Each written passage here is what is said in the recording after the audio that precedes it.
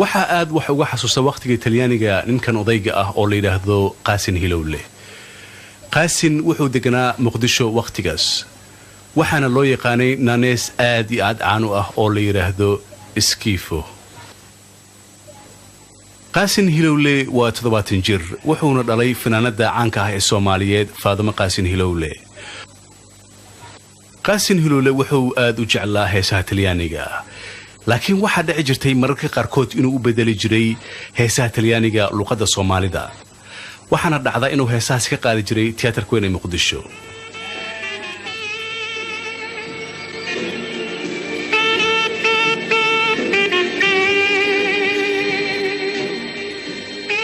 Qaasin waxa aad loogu yaqaanay inuu ku heeso heesaha qabow mararka qaarkoodna waxa dhici jirtay inuu heesahani ka qaado tiyaatarka Muqdisho.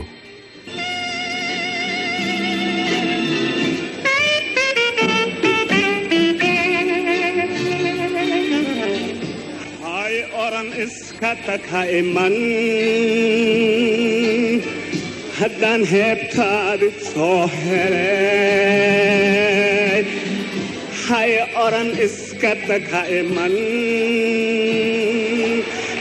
haddaan heebtaadi soo helay hay oran iskataka iman abaar iyo aaran onkodi soy arag adigan kuoyayaan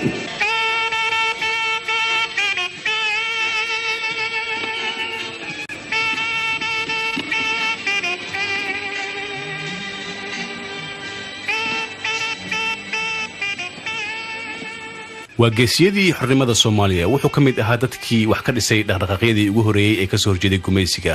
Madaxweynaha Soomaaliya Siyaad Barre wuxuu guddoonsiiyay bilad caalami ah. goorma magaca Iskifo lagu bixiyay? mar walba waxaan ku heesi jiray heeso Talyaani ah waxa aad u jeclaa fanaanka Carlo Ponti hees uu qaadi jiray oo la yiraahdo Skipa. marka dhalinyarada waxay maqleen Carlo iyo heesi Skipa waxay u maleeyeen Carlo Skifo. marka waxa dhacay waxa isku ekaaday magacii heesta oo ahayd Skipa iyo dhalinyaradii oo u maleeyay magaca inuu Skifo yahay. marka mar walba jidka aan marayo qof walba oo dhalinyarada kamid ah isnaqaan isla heesi jirnay waxay ugu yeeri jireen haye Skifo iska waran maanta. gurigaaga waxaan ku arkay diskiyo heeso Talyaani ah. aad ayaan u jeclaa heesaha Talyaaniga guriga markaan joogana waan heesi jiray codkayga aad ayuu dheeraa hooyadayna ma jecleen markaan codka dheer aan ku heeso waxaan isku day jiray inaan u heeso heestaagayaasha Talyaaniga oo kale. heesaas wax ma ka xasuusataa? haa si fiican. mana maqashiin kartaa? Chitarra d'amor quando sorge la luna nel ciel tutta dorme qua giù accompagnami tu con la tua canzone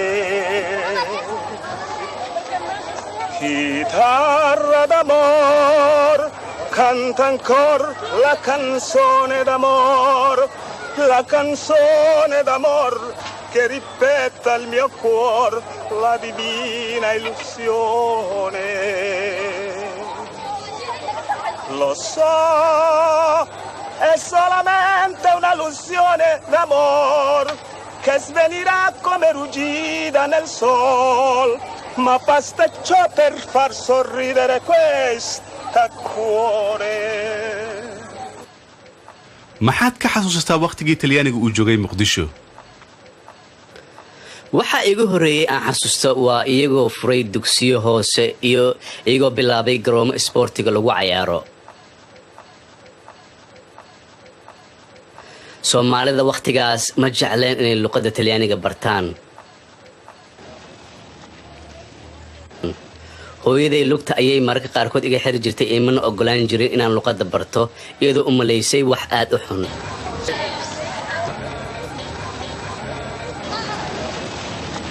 dadkana ma jecleen ilmahooda inay geeyaan meelaha wax lagu barto. markii dambe dadka waxay ogaadeen in haddii aad baratid luqad ajnabi ah inay maalin uun ku anfacayso.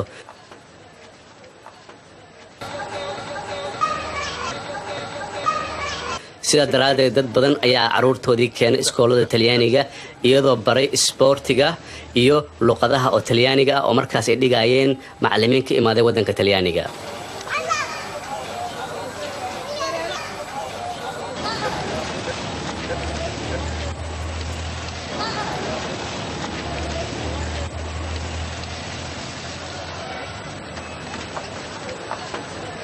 weligaa ma tagtay waddanka talyaaniga? maya. sabab? nasiibkayga ma noqon inaan tago. waan jeclaa inaan tago Itaaliya si aan u arko magaalooyinka Venezia, Roma, Milano, Torino. see ku baratay luqadda talyaaniga? weligay iskool uma tegin si aan u barto luqaddan. waxaan ka bartay garaash anoo aad u yar. waxaan u shaqayn jiray nin talyaani oo la yidhaahdo Francesco Banano. gurigiis ayaan tegi jiray, ninka cuntada u karay ayaan la hadli jiray, ilmihiis ayaan la ciyaari jiray. si dhib yar ayaan ku bartay. hataa waxaa gaaray heer inaan aqriyo jaraa'idka af talyaaniga, buugaagta. waxaa kaloo la hadli jiray ardayda Soomaalida ee luqadda baranaysay, anoo weydiin jiray waxay maanta soo barteen.